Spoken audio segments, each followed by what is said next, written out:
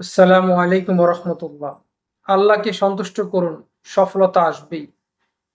কিয়ামতের দিন আল্লাহ তাআলা এক ব্যক্তিকে ডাকবেন যে তওবা করে মৃত্যুবরণ করেছে। বলবেন, আমার বান্দা, তুমি কি এই গুনাহটি করেছো? বান্দা বলবে, হ্যাঁ করেছি। আল্লাহ পাক একটি একটি করে গুনার কথা উল্লেখ করবেন। আর জিজ্ঞাসা করবেন বান্দা, বান্দা কাঁপতে থাকবে যে হায়, আমার বুঝি আজ রেহাই নেই। আতঙ্কে তার অবস্থা শোচনীয় হয়ে দাঁড়াবে। শেষে আল্লাহ তাআলা বলবেন, বান্দা শোনো, তুমি যত গুনাহ করেছো, আমি তোমার সমস্ত গুনাহগুলোকে নেকিতে বদলে দিয়েছি। কোরআনে কারিমে আল্লাহ তাআলা বলেছেন, আল্লাহ তাআলা তাদের পাপগুলোকে পুণ্য পরিণত করে দিবেন। আল্লাহ ক্ষমাশীল ও দয়ালু। সূরা আল ফুরকান ৭০ নম্বর আয়াত।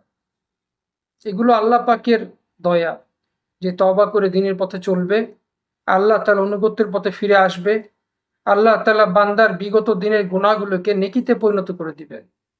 আল্লাহ তাআলা আমাদেরকে আল্লাহ সন্তুষ্টিমূলকভাবে জীবন যাপন করার তৌফিক দান করুন।